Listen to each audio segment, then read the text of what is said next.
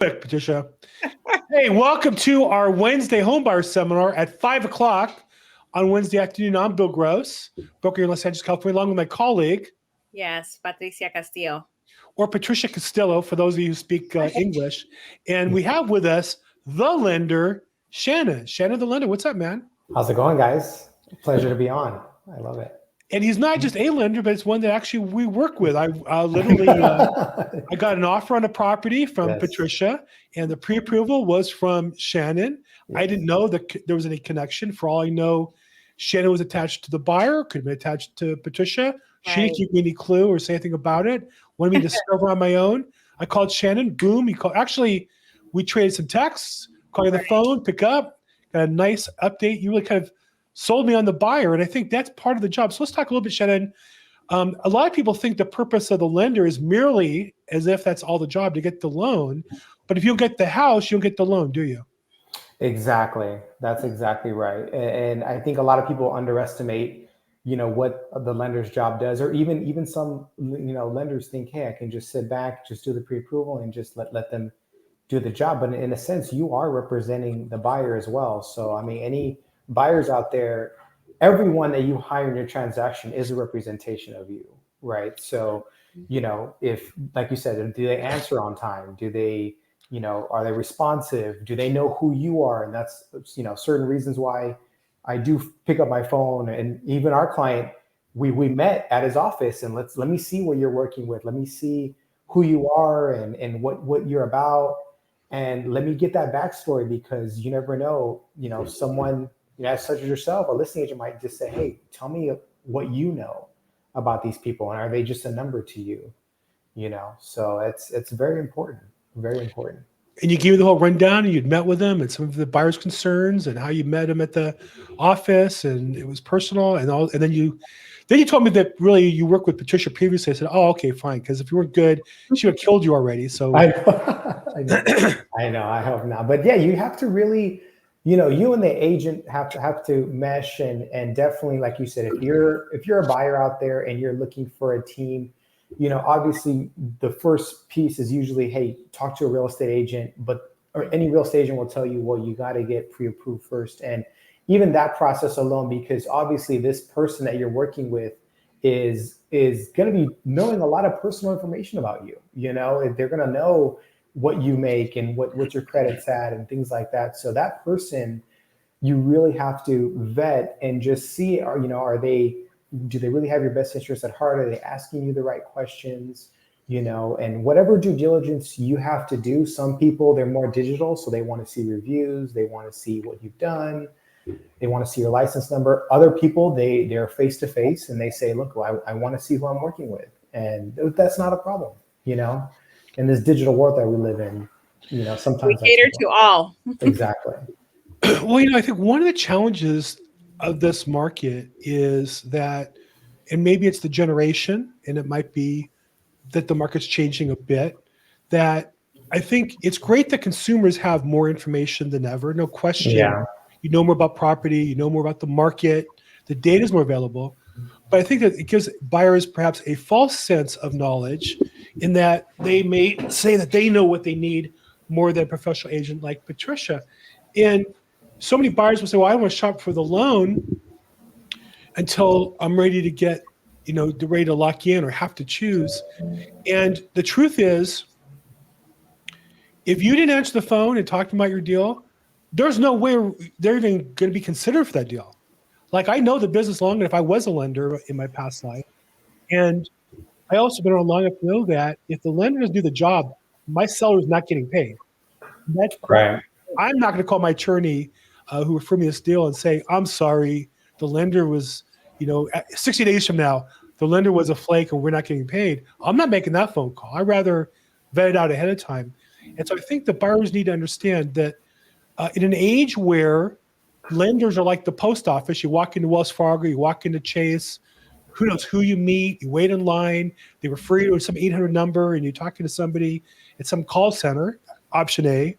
Option B, increasingly Redfin, Zillow are trying to force you down the rabbit hole with their lender packages. We as realtors can't force anybody. We have very strict rules we're allowed to do. Or C, I think the smart agents find great loan officers and use that to get better results for their client.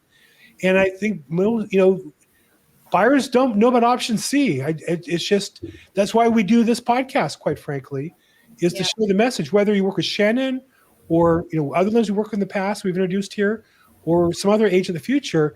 You need a resource to get the house. You're not going to get it with an 800 number. Oh, here's my pre-approval from Redfin's call Or center. Rocket Mortgage. Rocket Mortgage is going out of business, or they're cutting whatever, laying off a quarter of their staff. Yeah, here's my piece of paper. It says I'm pre-approved. My seller doesn't want to see that. My seller wants me to say, I talked to Shannon, the lender. I talked to Patricia. We got the whole game plan. He met with them. I reviewed the pre-approval in detail. I asked him questions. He answered the questions. We're good to go. And I just don't know, how do you emphasize to buyers the value of that relationship?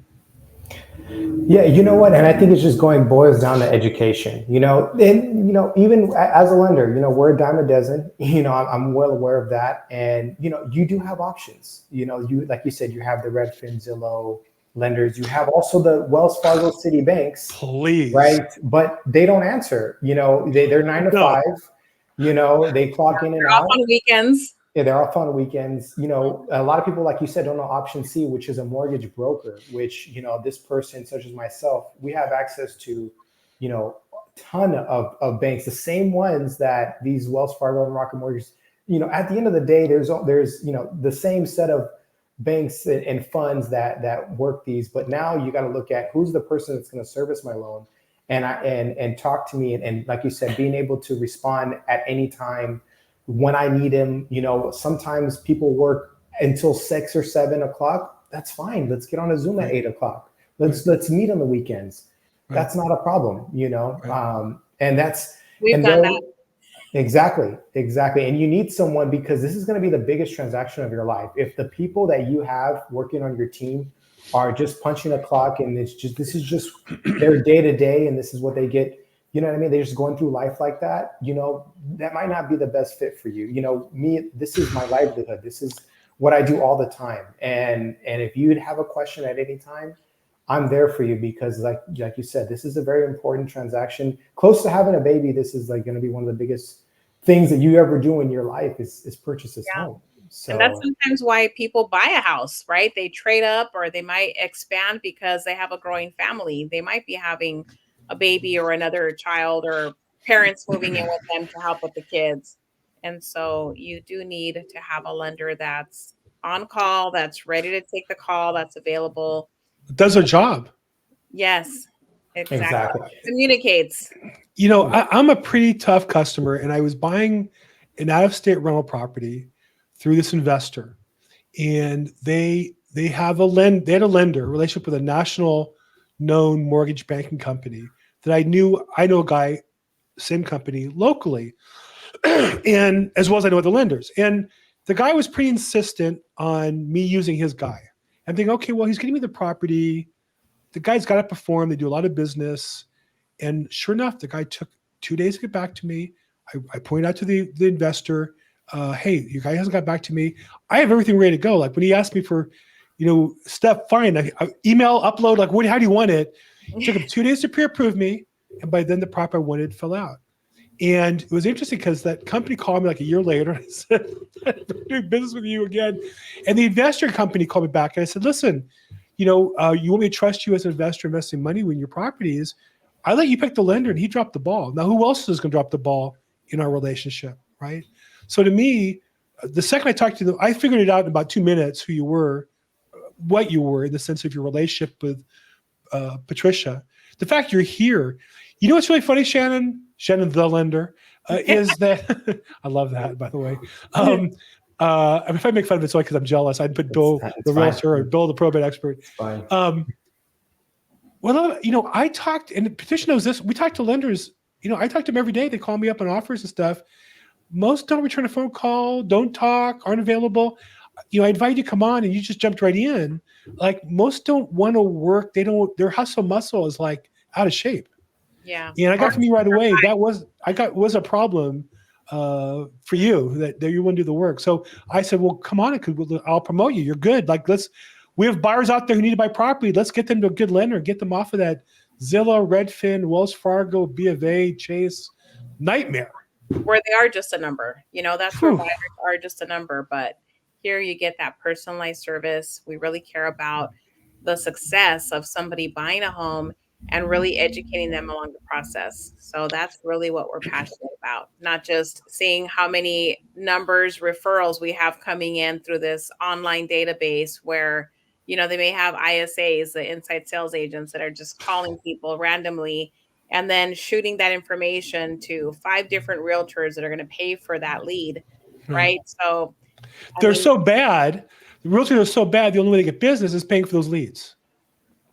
That's right. That's the key thing you have to understand is if you're so bad that you've been in business a while and you have to pay for leads, that's because you're not creating value for customers who want to do business with you. There's a clue. There's a problem in my book. And I'll tell you a trick, Patricia, as a longer time listing agent. I know you've moved into being, you represent buyers as well as you do listings quite a bit. I'll give you one little time management trick I learned, which is I always ask the buyer's agent, if you talk to the lender and if they say no, and it's one of those national companies. It's one thing I saw Shannon, and I thought I knew him from another deal. It turns out we did know each other. I had him mistaken for somebody else, but we did know. We actually had met at a meetup, I think a couple times. Yeah.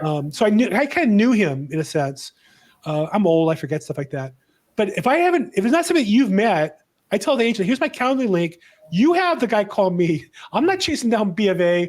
I'm not going to spin my wheels chasing some guy from Chase or Citicorp. Have them call me, set a time to meet with me anytime they want, and I'll talk to them because it's hard. And this is everything. It's that relationship. It's everything in a deal. Yeah, and I would give any first-time home buyer out there some advice. Right now the market, I don't know if you guys see, it's changing, right? More buyers are coming out. You know what I mean? Things are getting a little bit more competitive. So when it comes to choosing a real estate professional, even a lender, make sure that they're on point, that they're doing their homework. I had a client tell me, well, this person got me qualified with just these 3 papers. And I asked them, I said, well, how did it go? And they said, well, we never ended up closing anything. And I said, exactly. Exactly. Why was that? Exactly. I don't want to review as many documents as I'm asking for, just as much as you don't want to give them to me sometimes, right?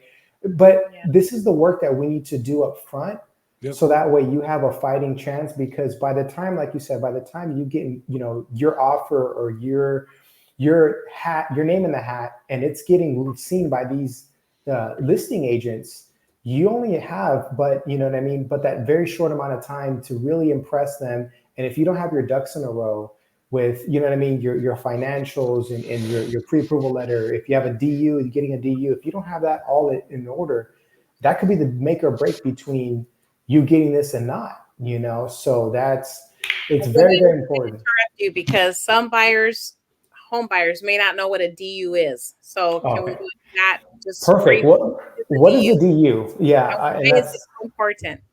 That's a good question. So, and I actually want to expand on this. When people are saying DU, a DU is pretty much what's called a desktop underwriting. And so it's pretty much a system in place that the banks have. And this is specifically, just an FYI, a DU is for conventional loans, right? So if you're getting what's called a non-QM, a non-traditional loan, you 9 times out of 10, you're not needing a DU. But if you have a conventional FHA, VA, conventional loan, there's what's called a desktop underwriting system software that you can pretty much, the loan officer will pretty much submit your file in to this system, and it'll spit back eventually what's called a desktop underwriting. And what this system does, it actually does a background check in their internal, internal cloud, internal database, and it pretty much audits and makes sure that there's not anything, any red flags that they can find on their end, just upfront on you and your file. So once they give you that stamp of approval, that means that they kind of already did their background on you. And just by looking at what's been being presented, they will give you a pre-approval or they're pretty much their stamp of approval for this conventional loan. And it's almost a step up from just a pre-approval letter, because any loan officer can just get a pre-approval template, change it, adjust it, And there you go. But it's 10 times stronger if you have what's called a DU to back it up to say, hey, not only am I approving you, but the banking institution is putting their stamp of approval on what is being submitted. So that DU goes a long way with a lot of seasoned agents, because I see some new agents, they're still not They're still getting a pre-qualification. yeah, they're just getting pre-qualified. When I'm sending DUs, they're like, oh, what is this? And it's like, well, I can tell who the seasoned agents are and who are not, because the ones that actually ask for DUs, I can tell that these people, this agent knows what they're talking about, and they know, you know what I mean, what the process is. So a DU is just that stamp of approval from these banking institutions, letting them know, hey, you know what, we are pretty much backing this borrower. And it's very important when you're actually submitting offers, and it makes things much stronger. Right. And the DU holds so much more weight than a Yes. pre-approval or a pre-qualification. I remember when I was when I sold we bought our first house and we're selling it, and the buyer's loan officer called me at home. I was at home with my wife having dinner, and they didn't know at that time I was a loan officer full time. That was my business. Nice. I happened to be the seller on the house, and so they called me. I'm not trying to remember. My wife was the agent. That's right. So my wife. So in those days, talking to Linda wasn't as common, and so I said, well, let me talk to her. I picked the phone. I started asking her a couple of questions. So, did you run credit? No. Did you verify the income? No. Did you run it through an underwriting screening, DU or LP? No. So you're saying it's pre-approved. What did you do? Well, my boss just said to call you and tell you they're pre-approved. Oh, okay. So you're pre-approved, which means your boss says they're pre-approved. Well, thanks for sharing that with me. It's just funny. And to most people, they go, well, why would that be a problem? Like, he's a smart guy. He's successful. No, he didn't do the work. He just didn't do the work. And yeah, it's a shortcut. And yes, he got that done faster than you did with the work. But you sent me, I should say, at least Patricia sent me all the required documents to look at this and say, okay, this, it doesn't mean it's approved. You can't write a check yet. There's still steps to go.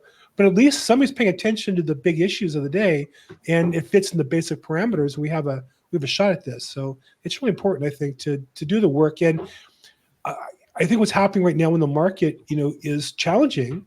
Is those who don't get the work are being exposed, and those who do the work are. I mean, now I know I'm working hard. I'm still doing business. I know Patricia's working hard and doing a ton of business. I would throw my business out, grab hers in a heartbeat if I get away with it. And I know you are, because you're doing the work, Shan. That's the key. It's you got to do the work. Yes. And I mean, in this business, man, it's so many adjustments. And I was always taught, do good business. I have family in real estate. You know what I mean? And it's always been, as you pick up your phone, like you said, it's just go back to the basics. You do the work, and I guess this is transition to the real estate professionals. But I'm seeing the same thing. It's either feast or famine. You know what I mean? You're either doing a lot of good business or you're struggling out there. And it's exactly what you're saying. It's not a lot of people are willing to put in the work. They're not wanting to pick up their phones. They're wanting everything to be just automated. And I think this age of hey, I can get AI to do this, and I can just delegate all my work. It's what I mean, you want to make sure you're getting professionals that are, like you said, getting down to the nitty gritty, checking credit. And that's another thing too. When it comes to first-time home buyers, I want to let you know, a lot of home buyers are asking, can you give me approved without checking my credit? Yeah. Right. Yeah. That's a major thing. Can you diagnose my heart disease without taking my temperature and blood pressure? Probably not. Exactly. And that just tells me, hey, are you that serious in buying a home?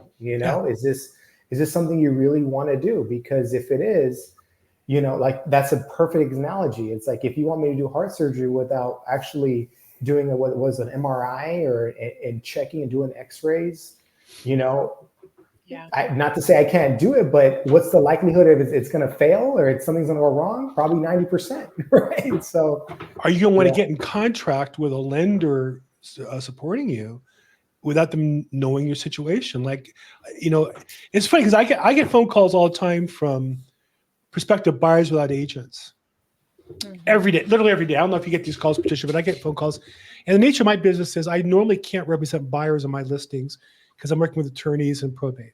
So they'll call me up and say, like, what's the price? Is it available? And I'll say, do you have an agent? Well, yeah, I have an agent, but he's busy. Well, okay. It's not that I'm not busy enough to answer your question. It's for your protection that you should have your agent call me. That we have these laws set up because I'm paid by the seller. The risk is I'm going to lie to you to get you in a deal and take advantage of you. To prevent that, the state has set up a law that says you need to be represented. So I can't represent you. You need to talk to your agent for your protection. And they'll argue with me as if I don't know the rules. And it's the same with a lender that you have customers who want to say to you, well, can I just, get a pre-approval? Can I just see the property without talking to a lender? You can do a lot of things in life, but you're not going to buy a house without applying in full and getting your credit run. It's just never going to happen. It's way too complicated. Exactly. And that's one of the things that, a homeowner like such as yourself, like you said, they're going to ask, hey, has your credit gotten checked? You know what I mean? They're going to ask if you even did all the work up front. Yep. So a lot of buyers, I know the most exciting thing is to go see houses. I know that's the exciting part. And when it comes to, yeah, exactly. That's what Patricia gets. I know I do a lot of the dirty work, but you need to do the dirty work up front with anything in life, right? In order to really get that payoff at the end. So, when it comes to, buying a house, especially for the first time, and, I tell everyone, you need to know the numbers too. Do you know what kind of monthly payment you're going to be making? Are you, that's one thing I ask, are you going to be comfortable making this monthly payment? That's really a big factor. A lot of people are so hung up on the rate and also the house and how much it's going to be and all this stuff like that. But at the end of the day, you have to look at, can you make this payment? You know what I mean? And are you comfortable with these payments? And I know the numbers aren't the sexiest thing to talk about when it comes to home ownership, but when you get that house and when Patricia or Bill gets you that home, now you are going to be having to make this payment every month. That's what's going to really stick. And I don't want you to have to call them, 6 months down the line to sell because you can't make the payment, right? And that's something that hopefully you're calling them to sell to get a bigger house or because you want to downsize or whatever the case is, but you're doing it not out of obligation, but because you want to. So make sure that you really nail down with you, your partner, or if it's just yourself buying, hey, can I really make this payment comfortably? Because that equity is going to come, but it's going to come over time. And you want to make sure you're able to make those payments while that equity is growing in your property, right? And yeah. And I think I had an offer recently on a listing I have in San Bernardino. It was a good offer. Where do you have a listing, Patricia? I'm sorry. Go ahead. I'm sorry.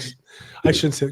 Forgive me. That was really rude of me. You have listings everywhere. It sounds like, but I'm a little aggravated. I need more listings. Go ahead, Patricia. I'm sorry to interrupt.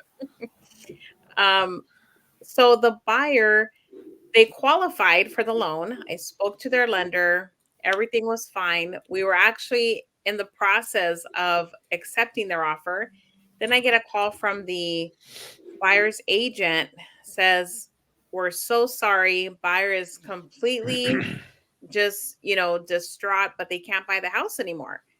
And they wanted to call me before we considered their offer any further because they knew they were one of the top contenders.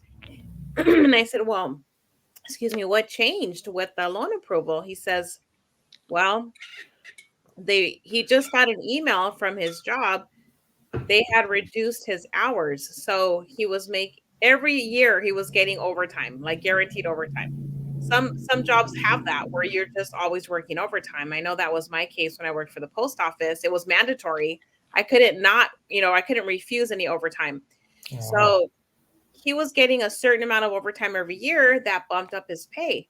Well, on top of removing the overtime, they also reduced hours. So that really brought down the approval, and the making that payment was going to be really tough. They were going to be super tight, not just living check to check, but really, really tight where it's uncomfortable, and he said, we just can't do it.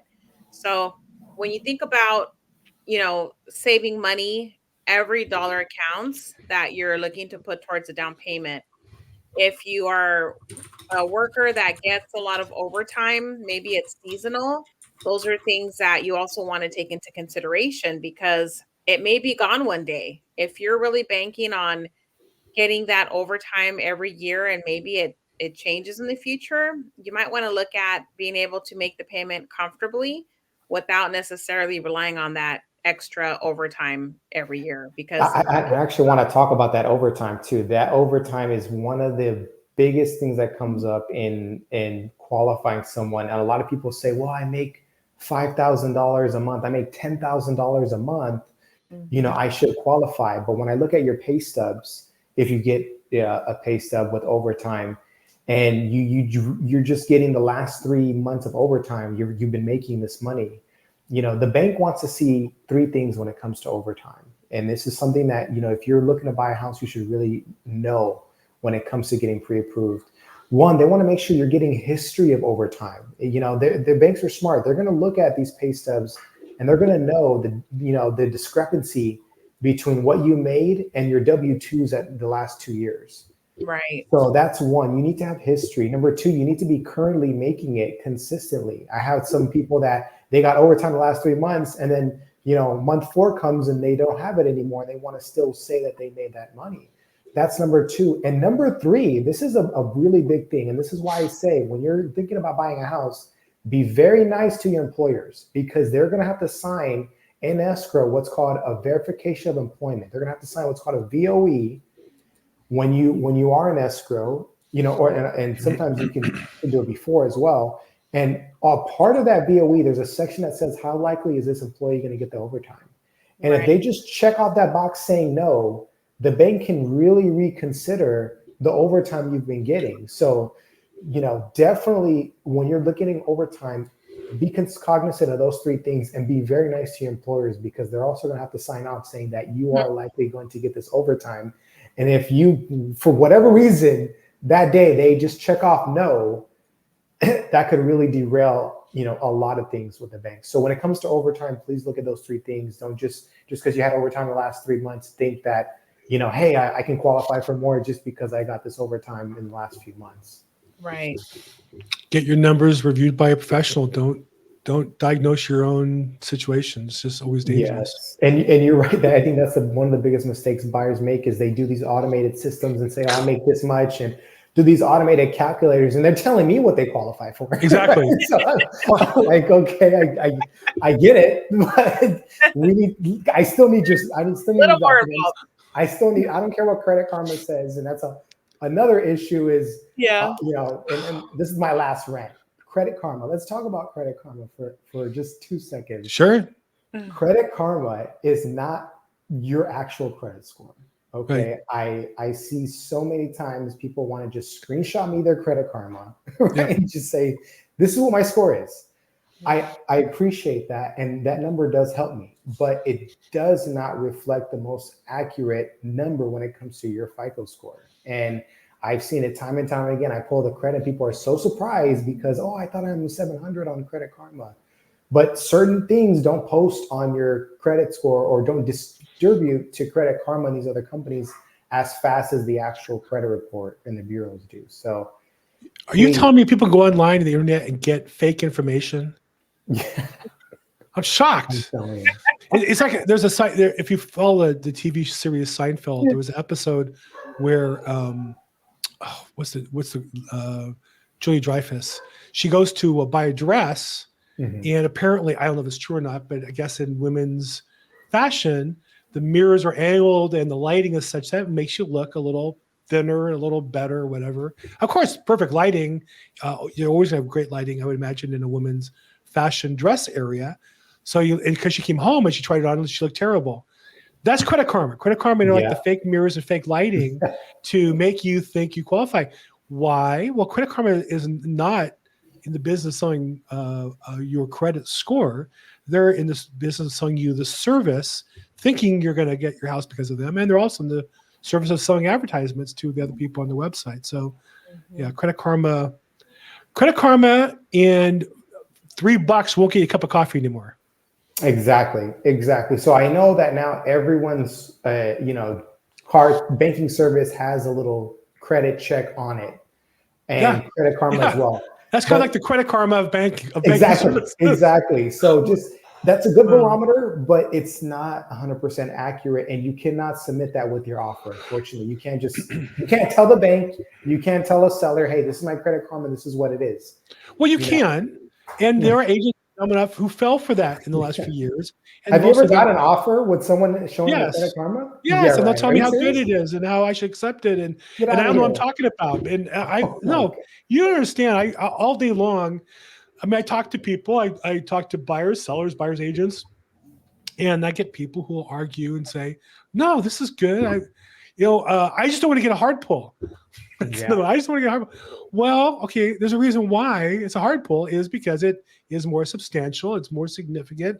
That's what it means in essence. It's part of the value of that. And I get it. You don't want to be frivolous about your credit. Nobody does. But I also feel like customers are too focused on too many credit pulls. I've never had a customer decline for a mortgage because they shopped a mortgage to too many lenders in the same 90-day period. I've never had it happen. I'm sure each inquiry is a point Exactly. or two. And if you went to 10, that's 10 points. The problem is the credit card payment you miss. The problem is the credit cards you maxed out. The problem is the rent-to-own loan on the refrigerator you got last month. Those are going to destroy your ability to buy a house. But living with your means, if you pay your bills on time and you go shop 10 lenders, it will, in my experience, it has never stopped somebody from buying a home. That's just what they use to fool you into paying Credit Karma or Experian or one of those stupid companies their monthly service fees so they can sell you something that you don't really need. Exactly. And Bill, you hit it right on the nail right there. It's not going to affect you within a 90-day period. These bureaus know that you're shopping. It's totally fine, right? Even outside 90 days. So, okay, you had inquiry 95 days ago and you have a second inquiry. What is that going to be? A point, 2 points out of 750? But if your credit score is 620 to begin with, at that point, you did screw yourself. Yeah. Yeah. So I would say for any buyers out there, if you're not willing to check your credit, it's totally fine. Sometimes I can do what if scenarios, right? But if you're really serious about buying a house and really want to work with an agent who's a good agent, because great agents are never going to want to waste their time. So I would always say, if you are serious about this, this is one way that a professional is going to take you serious as a buyer. Yeah. And you don't want to work with just any agent that just has the time and just will be a yes person to you and say, okay, you're not going to check your credit. You're not going to get pre-approved. Perfect. No problem. Right. If you're going to work with someone like that, I can guarantee you right now, it's the experience is not going to be the same as if an agent that probably told you the hard truth, which is, look, you got to get approved first because you don't want to shop for something that you can't afford, or maybe you're shopping for a little lesser than you thought you could get. Maybe your buying power is more. So, if an agent is telling you got to get pre-approved first, please don't take that as a negative. Take that as you're probably working with someone who knows what they're doing and wants to actually get you on property. Right. It's not a problem until it's a problem. Yeah, exactly. Exactly. Well, and also you want a strong agent on your side. So how do you do that? You're in their trust, because anybody's a pushover to you. Believe me, I'm tougher than the buyers are going to be as a listing agent. So if as a buyer, you can push around your buyer's agent, they're in trouble when they get to my house. They're not buying the house. They're probably not going to return a phone call because I don't have time to play around and teach somebody how they're not as smart as they think they are. But when people ask questions and want to work with them, I'll work with them 100%. So. Okay, we got a little long. Shannon, it was great meeting you earlier today. It was great having you on the call for the first time. You. Come back anytime. We do this every week, either at 4 or 5. I'll let you talk to Patricia as far as the details and getting involved. And we don't charge for it. This is just really hanging out with a friend. And I appreciate you become a new friend and appreciate good work for Patricia. And I remember back when she was just a buyer's agent. Now, it's very rare to get her here. So you should show up here to talk to her. No, I know. I honestly, it's been a pleasure working with Patricia, and I appreciate both you guys for the opportunity. Yes. I really do. And let's do it. I love these. I can talk about real estate lending all day. So it's, right. You got to get my mouth shut on this stuff. You and me both. Fantastic. Great job. Patricia, any last words for our listeners today? Just give us a call if you're interested. You want to know more information. You wanted us to really break anything down for you. I'm at 323-365-9909. Fantastic. I'm Bill Gross on social media at Bill Gross Probate, along with my colleague Patricia.Castillo and our friend Shannon the Lender. The Shannon the Lender, or Shannon the Lender. Anyhow, great having you on today. Thank you, everybody. Have a great week. We'll see you guys next week. Thank you. Bye.